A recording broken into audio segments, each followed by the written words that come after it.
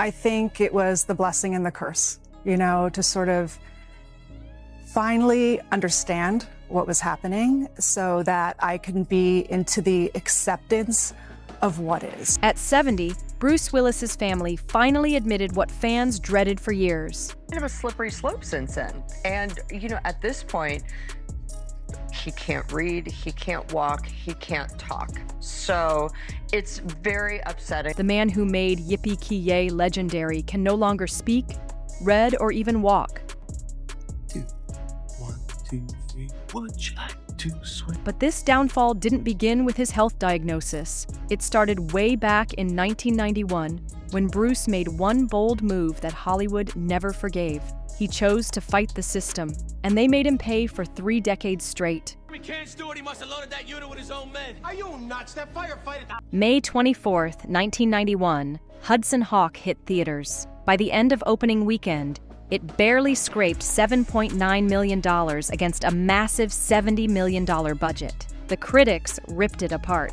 Rolling Stone trashed it as unspeakably awful, while the New York Times blasted it as colossally sour and ill-conceived.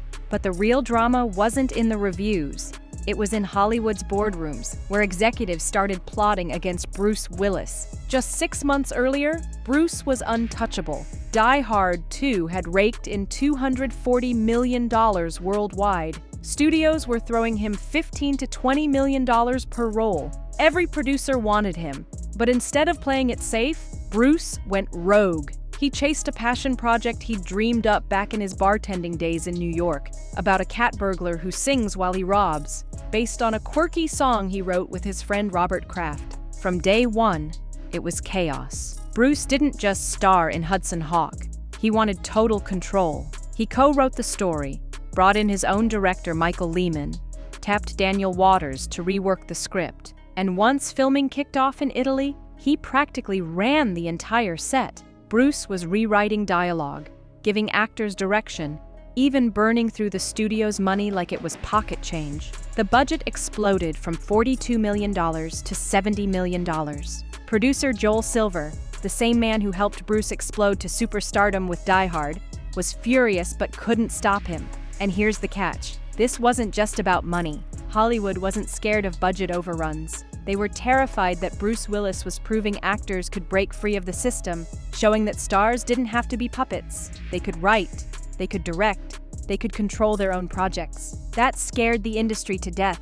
When Hudson Hawk flopped, losing nearly $90 million, Hollywood struck back. Almost overnight, Bruce was branded difficult to work with. The label spread like wildfire, whether it was true or not. He had worked fine with dozens of directors before, but truth didn't matter. What mattered was that Bruce had crossed the line. He dared to blur the line between performer and creator. Behind the scenes, the whisper campaigns began. Agents warning each other, producers swapping stories, projects being handed to anyone but Bruce. Joel Silver, once his biggest ally, started cutting ties. Bruce himself later admitted, "We are cordial now when we bump into each other, but we have not worked together since last Boy Scout." The very man who helped build his career had shut him out. By Christmas of '91, Bruce Willis had gone from the most bankable action star to Hollywood's problem child. The punishment didn't stop there. By January 1992, the phone calls dried up one by one. Meetings got canceled, lunches disappeared, projects slipped away. He was unofficially blacklisted. And when Die Hard with a Vengeance went into pre-production in 1993, Bruce found out something shocking. He wasn't even invited back for his own franchise. Joel Silver and Lawrence Gordon had had enough. They hired a new producer with zero history with Willis, making sure he had no reason to bring Bruce in. Think about that. The very role that turned him into a global superstar, John McClane, was being snatched away because he had dared to take control once. That wasn't business. It was a message. Step out of line and you won't just lose jobs, you'll be erased. But Bruce didn't bow down. When asked, he told reporters, "I don't concern myself with box office. I concern myself with being an interesting actor." Defiant words. Exactly the opposite of what Hollywood wanted to hear while trying to bury him. Still, the financial hit was brutal. The $15 to $20 million paydays disappeared. Suddenly, Bruce was taking ensemble roles or smaller projects just to stay in the game. His mid-90s career reads like survival mode. Striking Distance barely broke even. Color of Night was shredded by critics. The Jackal felt like a step backward. Even when he hit gold, it came with caveats. Pulp Fiction revived his reputation, but he was in a supporting role, not the lead. He was no longer guaranteed top billing. Sure, there were hits like 12 Monkeys and The Fifth Element, but right after came flops like Mercury Rising and Breakfast of Champions. The stability was gone. Bruce Willis was scrambling. Then came 1997, the disaster that proved Hollywood hadn't finished punishing him. Bruce was set to star in Broadway Brawler, a Disney romantic comedy. Simple, right? Wrong. Bruce clashed with the team and started firing people left and right. He canned the director, Lee Grant, the cinematographer, the costume designer, even his own producing partner. The production collapsed, leaving Disney out $17 million. Disney sued Bruce for the losses, and instead of fighting, he caved, agreeing to star in 3 Disney films at slashed salaries. For Hollywood, this was humiliation in neon lights. Bruce Willis, once the highest-paid action star alive, was now doing discount work to pay off a studio debt. And this was just the beginning of how the system made sure Bruce Willis paid for stepping out of line. One of those makeup movies was Armageddon, where Bruce pocketed just $3 million instead of his usual $15 million fee. Another was The Sixth Sense, ironically one of the biggest hits of his career. But even box office gold couldn't wash away the stain on his reputation. Hollywood saw Bruce as unpredictable. Twice he had proven, with Hudson Hawk and Broadway Brawler, that he would burn down entire projects rather than bend to studio demands. By the late 90s, the industry had drawn its conclusion. Bruce Willis was a gifted actor, a global star, but also a liability. From 1991 to 2000, he went from being Hollywood's highest-paid action king to someone studios approached with hesitation. The machine had clipped his wings, broken him financially, and shattered his power. But the nightmare was only getting started. Fast forward to 2015. Bruce Willis, the man once commanding $20 million per film, was doing the unthinkable. Direct-to-video releases, not 1 or 2 between big blockbusters, but dozens. By 2021 alone, he had appeared in 8 low-budget flicks barely anyone even noticed. The posters screamed Bruce Willis. But the movies? They were cheap, rushed, and with Bruce barely showing up on screen. Something wasn't right, but almost nobody was asking why. The man behind this machine was Randall Emmett, a producer who built an empire off what insiders sneered at as geezer teasers. His company, EFO Films, had the formula down to a science. Pay Bruce $2 million for just 2 days of work, film him in one location, usually a warehouse or an office, limit him to 8 hours a day, then slap his face on the poster to sell overseas rights. By the time disappointed fans realized they'd been tricked, the money was already banked. But here's the red flag. Why was Willis' schedule so limited? Why was he isolated from the rest of the cast? Why did he need cue cards for simple lines? Reports from the sets painted a chilling picture. On Out of Death in 2021, screenwriter Bill Lawrence was told to slash Bruce's role just days before filming. Director Mike Burns admitted he had to wrap every single scene of Willis in 1 day. And Jesse V. Johnson, who worked with Bruce on White Elephant, confessed that after 1 day on set, he knew something was deeply wrong. Willis seemed lost, Johnson recalled, needing constant help from handlers. Instead of protecting him, the producers doubled down. Between 2020 and 2022, Bruce starred in over 20 of these low-grade movies, each one making millions for others while exploiting a man clearly struggling. In 2022, the Golden Raspberry Awards even created a new category just to mock him: Worst Performance by Bruce Willis in a 2021 movie, with 8 of his films nominated. The industry laughed, but insiders whispered the truth. Bruce wasn't phoning it in. He was sick. The warning signs had been there for years. The once razor-sharp actor who improvised iconic lines now needed cue cards. The man who once commanded sets with swagger now looked lost, confused, detached. But the geezer teaser machine rolled on. More contracts, more movies, more money squeezed out of his name, while Bruce himself seemed like a ghost inside his own career. By early 2022, the truth could no longer be hidden. His final movie, Detective Night: Independence, dropped in January. Even casual fans saw it.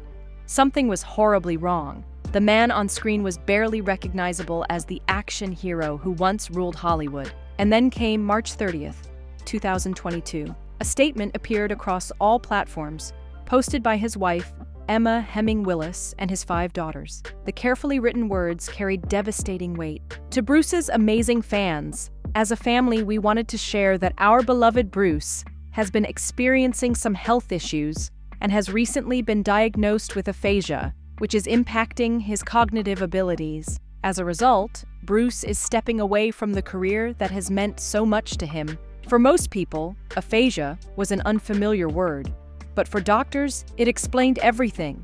The forgotten lines, the cue cards, the odd filming restrictions. Aphasia robs a person of the ability to understand or express speech. Suddenly, the last decade of confusing performances made sense. Emma later admitted the family missed the early signs. Bruce's speech had been shifting for months, but since he'd had a childhood stutter, they chalked it up to stress or age. As his language started changing, it seemed like it was just a part of a stutter. It was just Bruce, she told Town & Country, but experts knew better. Dr. Andrew Budson of Boston University's Alzheimer's Disease Research Center said, "I knew Bruce Willis had primary progressive aphasia as soon as his family announced it. The diagnosis revealed the cruel truth. Those endless geezer-teaser films weren't just bad projects, they were a system profiting off a man in decline." The big question now, how long had producers known? How many people in Hollywood saw the signs, yet still cashed in?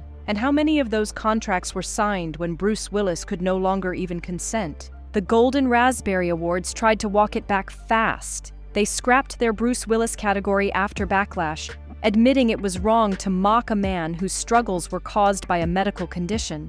But the damage had already been done. Hollywood's final memories of Bruce were no longer Die Hard or The Sixth Sense, but a flood of cheap direct-to-video disasters that should never have existed in the first place. For 10 long months, his family prayed that aphasia was the worst of it. But in February 2023, their worst nightmare arrived. Doctors revealed the condition had advanced. A new, devastating diagnosis: frontotemporal dementia. The family released a heartbreaking statement through the Association for Frontotemporal Degeneration. Since we announced Bruce's diagnosis of aphasia in spring 2022, Bruce's condition has progressed, and we now have a more specific diagnosis: frontotemporal dementia. Unfortunately, challenges with communication are just one symptom of the disease. This wasn't Alzheimer's. FTD doesn't just steal memory, it attacks personality, behavior, and language itself. It usually hits people in their 50s or 60s, and the average life expectancy after diagnosis is just 7 to 13 years. For a man whose entire career was built on charisma, quick wit, and larger-than-life presence, this was the cruelest fate imaginable. It wasn't just taking away his career, it was stripping away Bruce Willis himself. Yet even after the public diagnosis, the exploitation didn't stop. He was still being pushed into more of those geezer-teaser contracts, movies shot fast, cheap, and soulless, while his health declined before the world's eyes. Then came January 2025. A video surfaced on Emma Hemming Willis's Instagram. Bruce, frail and visibly confused, met with firefighters battling California wildfires. He tried to thank them, but the words wouldn't come. His family had to step in and speak for him. It was the first glimpse of him since his dementia diagnosis 2 years earlier, and the transformation was heartbreaking. The man who once ruled movie sets with swagger could barely lift his head. Emma captioned it, "Quality time with our BW who was feeling the love. Keep it pouring in." But the truth was undeniable. Bruce was slipping away. March 2025, Willis turned 70. Demi Moore shared photos from a small family gathering. Bruce surrounded by his daughters, his ex-wife, his current wife, and his youngest kids. He smiled, but his eyes were vacant. The party wasn't really for him anymore. It was for them, a way to hold on to memories as their father and husband slowly disappeared in front of them. By July 2025, the reports no one wanted to face went public. Bruce Willis could no longer speak, read, or walk. The progression of his dementia had accelerated beyond all medical predictions. The man who once crawled barefoot through broken glass as John McClane now needed help with even the most basic daily tasks. The irony was brutal. Bruce built his legend playing men who fought impossible odds, who always found a way to survive.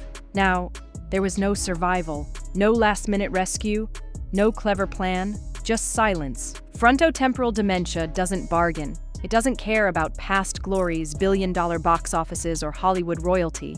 It just takes, piece by piece, until nothing is left. The star who once lit up screens with sharp one-liners and unstoppable energy has been robbed of the very thing that defined him, his voice, his spirit, his fire. At 70, Bruce Willis has admitted what fans feared all along, not with words because those are gone, but with silence, with absence, with the slow erasure of everything that made him Bruce Willis. The rebellion that began with Hudson Hawk back in 1991 is over. Hollywood's machine didn't break him. In the end, his own mind betrayed him, and that's the cruelest twist of all. Anyway, let me know what you think. Don't forget to like, subscribe, and I'll see you on the next one.